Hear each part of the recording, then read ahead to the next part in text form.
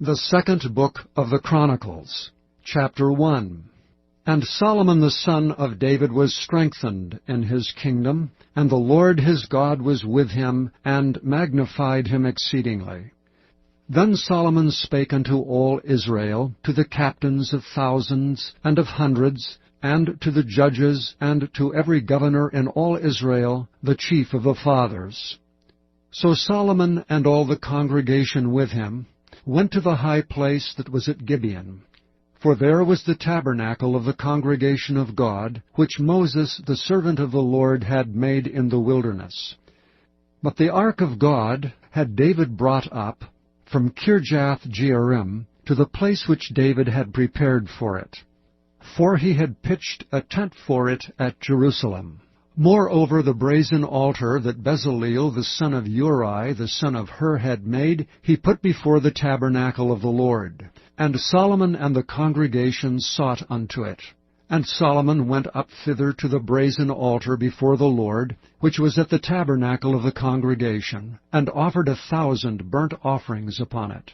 In that night did God appear unto Solomon, and said unto him, Ask what I shall give thee. And Solomon said unto God, Thou hast showed great mercy unto David my father, and hast made me to reign in his stead. But now, O Lord God, let thy promise unto David my father be established, for thou hast made me king over a people like the dust of the earth in multitude. Give me now wisdom and knowledge, that I may go out and come in before this people, for who can judge this thy people that is so great?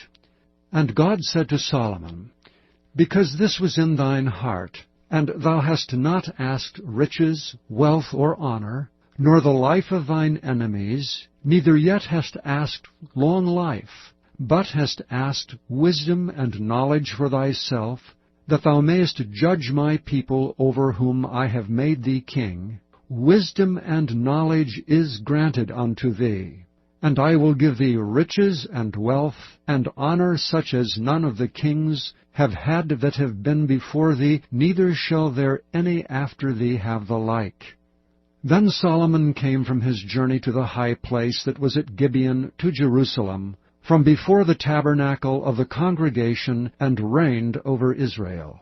And Solomon gathered chariots and horsemen, and he had 1,400 chariots and 12,000 horsemen, which he placed in the chariot cities, and with the king at Jerusalem. And the king made silver and gold at Jerusalem as plenteous as stones, and cedar trees made he as the sycamore trees that are in the vale for abundance.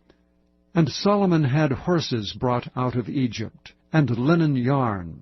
The king's merchants received the linen yarn at a price, and they fetched up and brought forth out of Egypt a chariot for 600 shekels of silver, and an horse for 150, and so brought they out horses for all the kings of the Hittites, and for the kings of Syria by their means.